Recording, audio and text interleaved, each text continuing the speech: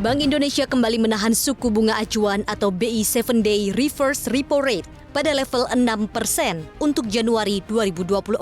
Bank Sentral menjelaskan otoritas moneter masih fokus pada kebijakan pro-stability, yaitu untuk penguatan stabilitas nilai tukar rupiah, serta langkah preemptif dan forward-looking untuk memastikan inflasi tetap terkendali dalam sasaran 2,5% plus 1% pada 2024. Seiring dengan keputusan itu, suku bunga deposit facility tetap 5,25% dan suku bunga lending facility tetap 6,75%. Sementara itu, Gubernur Bank Indonesia Peri Warjio meramal suku bunga The Fed turun di semester 2 2024. Ini berarti menjadi akhir dari tren kenaikan suku bunga di negeri Paman Sam. Salah satu indikasinya adalah inflasi yang semakin terkendali.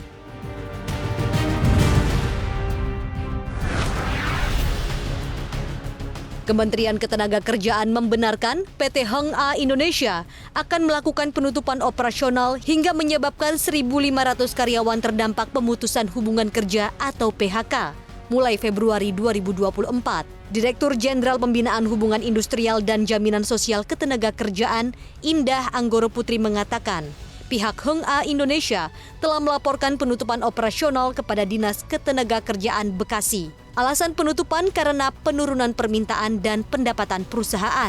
Indah juga menjelaskan kondisi perusahaan mengalami pemasukan yang terus menipis.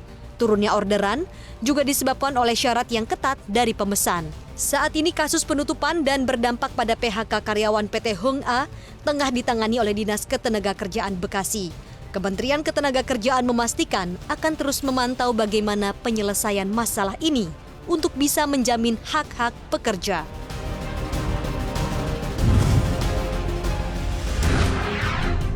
Presiden Joko Widodo kembali melakukan rangkaian groundbreaking proyek di Ibu Kota Negara atau IKN Nusantara, Kalimantan Timur. Beberapa proyek BUMN hingga swasta telah diresmikan pembangunannya oleh Jokowi. Badan Otorita IKN mengumumkan ada 10 proyek yang dimulai pembangunannya pada Rabu, 17 Januari 2024. Proyek yang akan mulai dibangun terbagi dalam 3 kategori. Pertama adalah proyek BUMN, ada PT Pos Indonesia Persero akan membangun Nusantara Logistic Hub.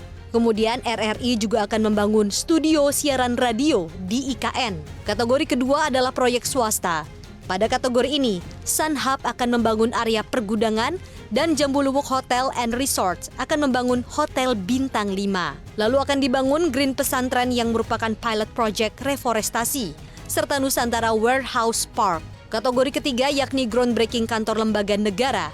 OIKN bersama Kementerian Pekerjaan Umum dan Perumahan Rakyat akan membangun kantor otorita IKN. Selanjutnya Kementerian PUPR juga akan membangun Masjid Negara dan Memorial Park. Lalu lembaga penjamin simpanan juga akan membangun kantor di IKN.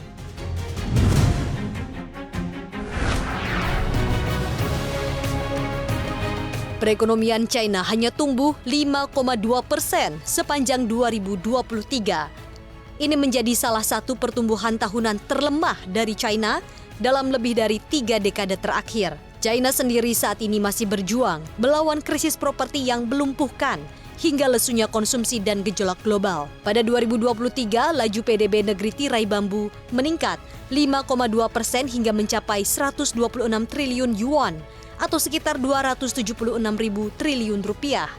Angka ini muncul seiring PDB kuartal keempat yang sedikit di bawah ekspektasi. PDB selama 3 bulan terakhir tahun 2023 naik hanya 5,2%. Pada akhir 2023, China masih mencatat kinerja secara sektoral yang bervariasi. Penjualan retail masih kurang memuaskan, hanya tumbuh 7,4% pada bulan Desember, meleset dari ekspektasi. Namun produksi industri naik 6,8%, dan investasi aset tetap naik 3%. Di sisi lain, populasi China dilaporkan juga tercatat turun lebih dari 2 juta jiwa, di mana populasi menjadi 1,409 miliar di 2023.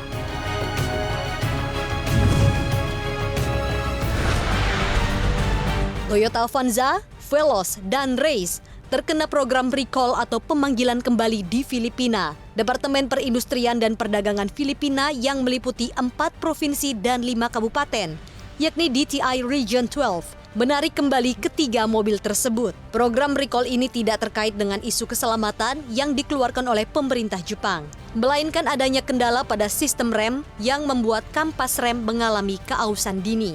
Program ini merupakan bagian dari kampanye kepuasan pelanggan dan tidak semua kendaraan dari ketiga mobil itu yang kena program recall ini, melainkan hanya pada periode tertentu.